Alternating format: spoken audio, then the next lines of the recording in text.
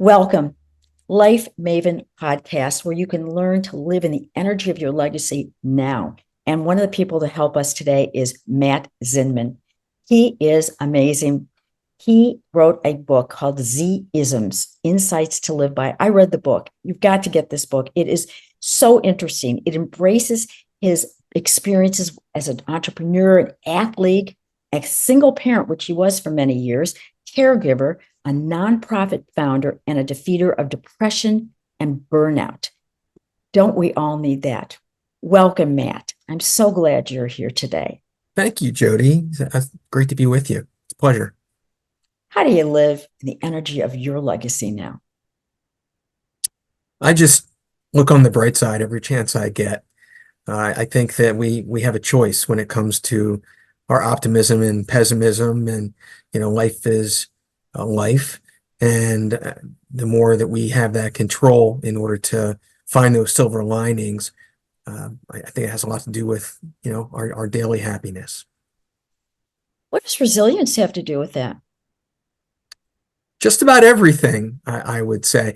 Resilience is one of those things, as is presence, that I've really landed on through all the work I've done over these past number of years, and all the content development is really what goes to the heart of the skill, which people I don't think necessarily look at resilience proactively as a skill. They think of it as, I've just been through everything I have and I'm this or that resilient, but I'm looking at it as something as underdeveloped that people can work on to really do some of what I was speaking to. So, for example, um, honing a reflex of positivity, which is a term that I get into called Happierness, which combines resilience and presence. But when we come to resilience, we're really dealing with the negativity bias that we have, and recognizing that just we're a little hardwired to gravitate toward worrying or being anxious, or the things where our brains go. And being resilient is about pushing back and balancing things out with more of a conscious positivity bias along those lines. And then, of course, I think people are pretty familiar with resilience and the qualities of it. Yeah, but do you ever think it's kind of like fighting if you really are feeling down or you really feel like you just don't have it, it's kind of like fighting yourself? I mean, look, we all have our days. And, as you mentioned, I've personally had to contend with depression since my teens. I know what the depths of despair are. And some things are in your control and some things are not. And we're talking about our brain chemistry, where our biochemical reality shifts to a point where it's not really within our control. Or do we have that control? And how do we apply that? For me, just to get really practical here, Jody, whether it's just depression or at a lesser degree just mood health and managing that, we're all going to have our bad days. We're all going to have a couple of bad days in a row, or weather's affecting us. For me, the way that I've learned to manage my depression is having a 3-day rule. Because if I go 3 days in that headspace, my synapses start slowing down. I start, stalling, and it gets harder and harder. It's almost like you're sinking in the quicksand. So I know for myself, and everyone is different, but I think most people can relate to this, that if you just self-parent, when you get to that third day, like, I'm not going to let this happen. I'm not going to get to day 4. And you're definitely at that point going to be like that, I don't want to go to the gym, or all the things. But you know what? You go to the gym, sweat, do something physical, get outside in nature, don't lay around, structure your day, all the things that you need to be more proactive on that day 3 is going to make a huge difference. And lastly, I think the way that you motivate yourself to push through to get that quicksand, however deep you're in, is to recognize the balance of what happens if you don't. It's going to be a lot worse if you don't, because you know what it's like to feel that much more depressed. So it's almost like regret, using that as a motivation. I'm going to regret this more than not doing it. Well, same thing here. It makes it easier to say, I know I've got to, get myself in a better headspace before it's going to be harder to get out of one. What does self-care have to do with it? I think, well, it's a lot. I mean, I think when people think about self-care across the board, the general, four modalities: your physical health, your mental health, your emotional health, your spiritual health. So on one hand, at a higher level, in that way, and are only each of us being more self-aware at any given time, we ought to be able to, knowing ourselves, to self-diagnose. I'm I haven't gotten enough sleep, or I'm run down, or I'm stressed in the physical, or the emotional or mental. What is that? Or I got to feed my soul a little bit. But the thing that I also speak to that is really underlying all of it is overthinking. And that really speaks to the presence side of why I think that's so important, because honestly, I think that overthinking is the greatest source of unhappiness in people's lives. And even worse yet, they don't realize it, because we don't know how often we're in our own heads and not actually in the present, engaged with the world. So in addition to those four modalities, you really need to tackle overthinking.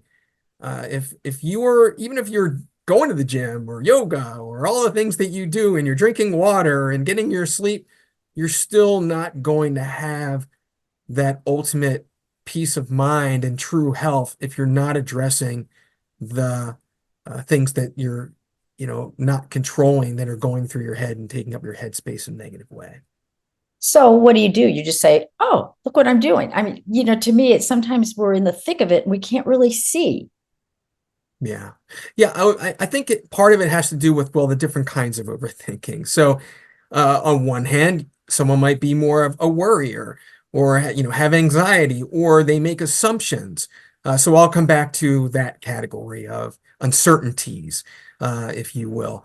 Other people are dealing with self-esteem and confidence challenges. And so their inner critic, imposter syndrome, those sorts of things are swirling through their head. And some people we all have busy minds, like we can't control it. There was a statistic out that for a long, long time, that, oh, we have 60, 70,000 thoughts go through our heads every day. It's actually not true. It was a stat that got out there that's wrong. It's more like 6,000, but that's still 6.5 thoughts on average per minute during our waking hours. It's just how our minds work.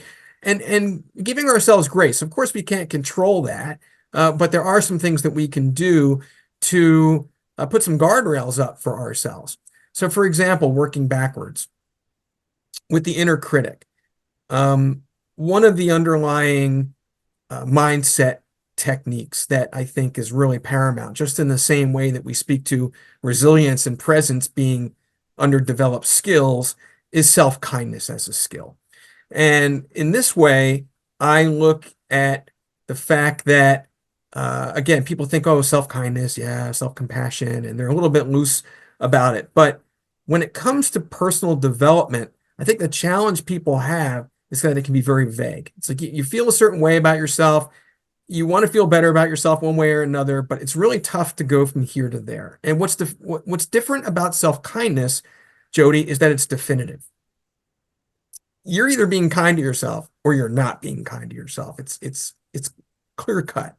And so that gives you some control over knowing how it is that you're treating yourself in that way. It's like a barometer. And you have to buy in first. You have to think to the fact of, well, is there any reason why I should be anything less than kind to myself? And that seemingly is a rhetorical question. And if you have a hard time answering that question, you already know where to begin, is being able to answer that question. But once you do, you can be more proactive in applying some of the things that you're putting yourself through, torture wise, whether that's your inner critic, and recognizing, like, that's not me, that's my hard wiring. To go a step deeper on this point, and then I'll come over to the uncertainties, and we're just going boom, boom here. I want to get a lot in here, is to name your inner critic. And you name your inner critic, you disassociate in the sense of, it's got to be a name of somebody you don't know. let me stop you Yeah, there because yeah, just because you brought up something and I really do want to yeah, ask. yeah. Please stop me. No, I mean, It's no, fun. I love what you're saying. It's just Yeah, that you just really ignited something for me. sure. Because also, when you say, okay, be kind to yourself, I would say that what helped me was to actually put a picture of myself when I was a little 6-year old on my refrigerator. Say, Yeah, I'm never going to leave you again. Some sort of reminder that I deserve that. And what I'm hearing from you is that, and something that I can look at physically, because my brain, as you say, we have all these thoughts, right. get so distracted.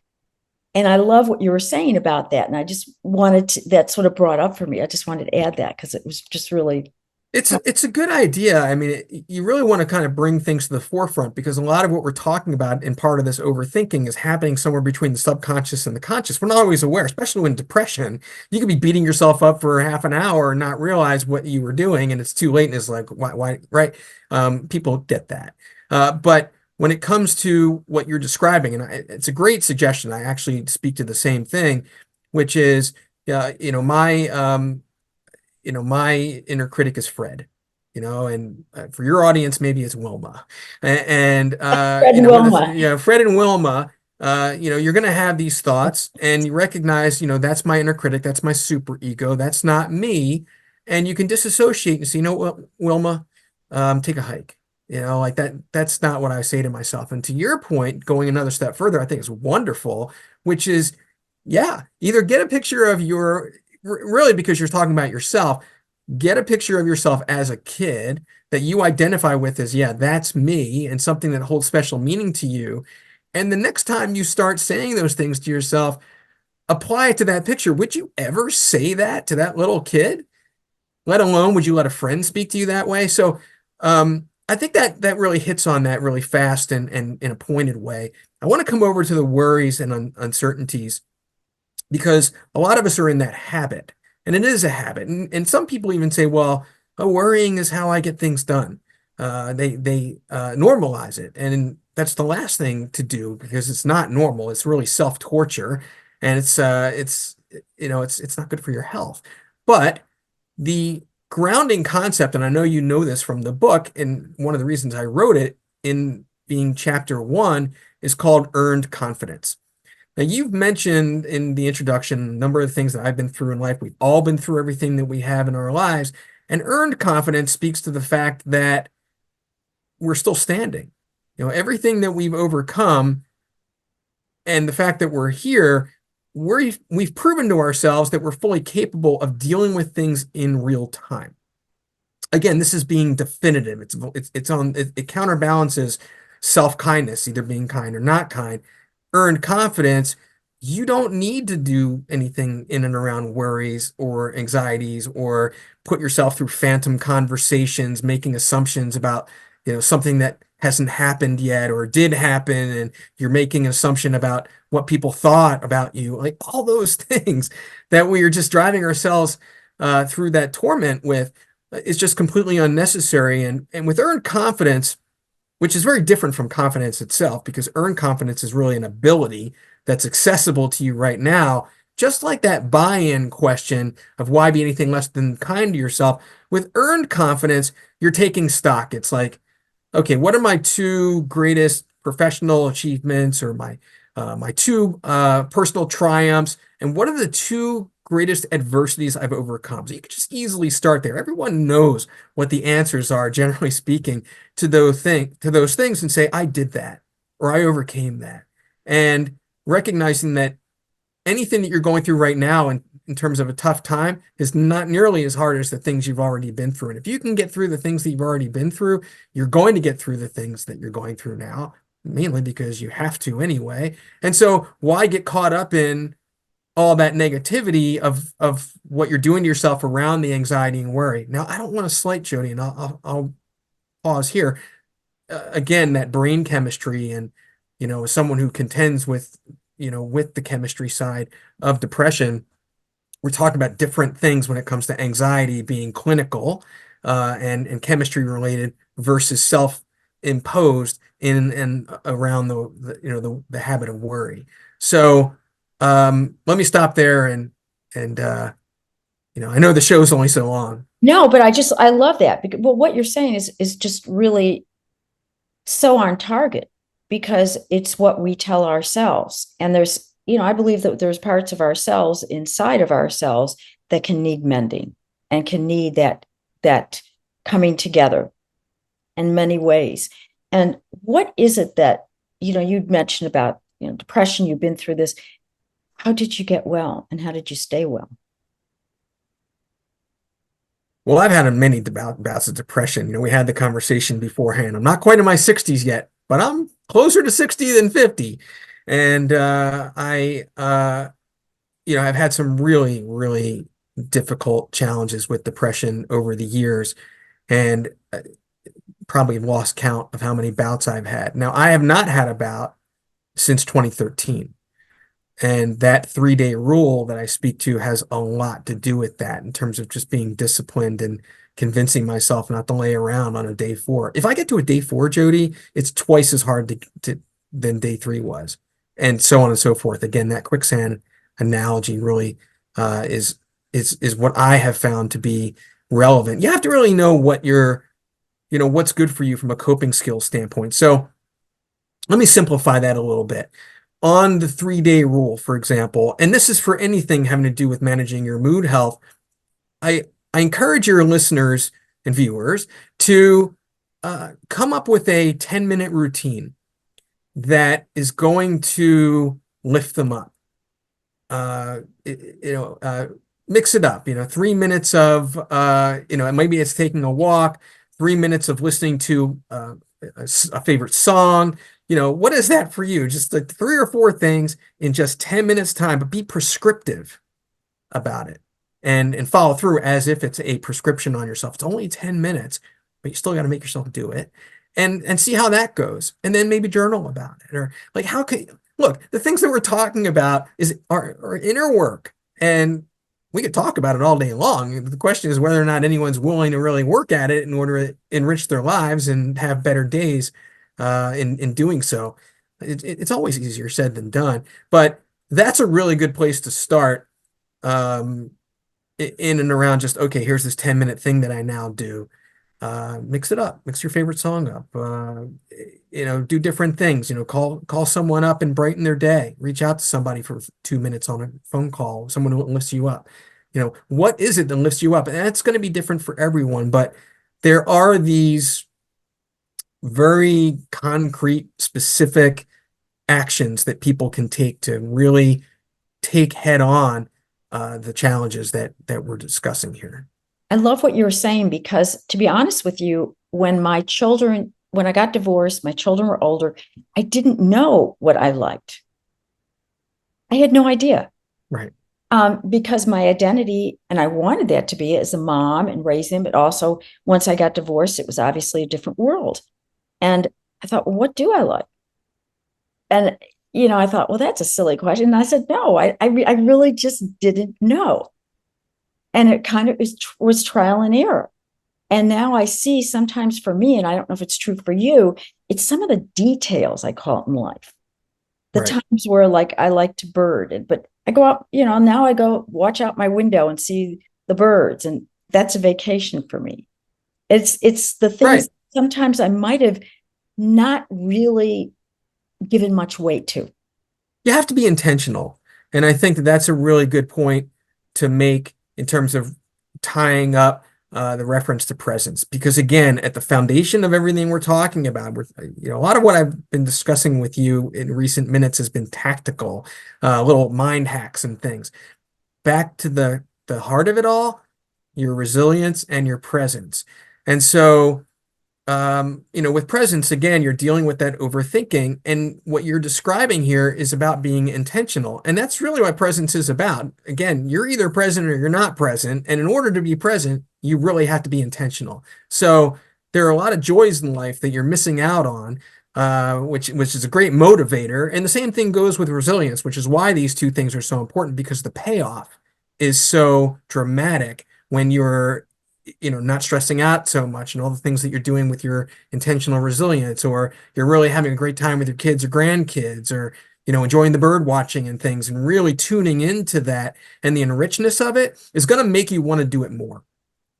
And so to the other kind of hanging point I had in my thoughts around finding out what it is that you like. And as we wrap up, I'll point to this resource, but I have like a coping skills menu and things people can go and figure out. If they don't know it already, like, okay, be more prescriptive and figure out some of the things that you want to do with yourself. But it's not just about depression or anxiety or worry. It also applies to loneliness. Right? We have a loneliness epidemic officially going on, according to our Surgeon General, and that's no slight as well. But many of the things that we're speaking to in and around loneliness and the coping skills that are involved here apply just the same. So I want to bring loneliness into the fold here because I know that's important for a lot of people. Well, it is, especially as we get older or whatever, single, older, and think about our living situations as we are not able to do a couple of things here and there, Right. and need more support in some ways. And it doesn't mean life is over. It just means we're just taking a little bit of a curve. Like you say, it's the Right. part of the resilience. And what do you have, like some words that motivate you, or a quote that when you're kind of down or helps you? Well, I think some of it really comes back to a little bit of what we were saying here. Like this is almost like the foundation, like these are the Z-isms, right? When it comes to the book, people think it's quips and quotes. It's not, but I do have these call outs. And one of which is just be nothing less than kind to yourself. And when people ask me about the book, and if I have to come up with a final thought, if there's any one thing in all of this that matters, that's really very practical. It's just draw that line in the sand. Don't let your inner critic cross, and stick with it because it's so definitive as your barometer in terms of your personal health and development and inner work, in order to just keep progressing, because you can always rely on it as your North Star. On the other side, I'd say the quote, which is not in the book, it's actually come as a result of being a parent to my my emerging adults, my son and my stepdaughter, because they're always on their gaming. But this is universal. It's like few good things happen by themselves. If you don't put the Xbox down, or you don't get away from the computer, you don't go out and meet people, or you don't have these experiences, or you always stay in your comfort zone, you're never going to enrich your life and make these new things happen. So the few good things happen by themselves, I think, is another final thought that I want to leave with with the audience here, to consider getting out of their comfort zone and making new and fun things happen. What would you like to share with our audience about what you can offer them? Thank you, Jody. Well, look, everything's on the website at matzinman.com. The ebook and audiobook Access Pass currently are free there, with the 4-year anniversary of Z-isms. Look, I mean, I didn't write the book to catch cobwebs, right? That's what it's there for. So I can't give away the paper one, but that's there. The depression defeater tool with the coping skills menu I referred to is there, and other resources. Certainly my podcast, Insights to Live By. If anyone's on LinkedIn, I have a new newsletter called The Bright Side that I'm really excited about. That's my current passion project. And then if it's relevant for anyone here, or they know of, I'm really trying to do more professional speaking. So that can be doing workshops, webinars, going on site. People are at companies. Just reach out. Let's have a conversation in and around resilience and presence, certainly about burnout and depression and mood health. Certainly in and around energy management is another core topic that I speak to. So it's not hard to find me and to engage that conversation if someone has an opportunity that they'd like to explore. And I thank you for that. Thank you. And thank you for what you're sharing to all of us to help uplift us all. I really appreciate that. It's a pleasure. You're the best, Jody. Thank you for having me on again. I so appreciate you. It's a pleasure. It really is.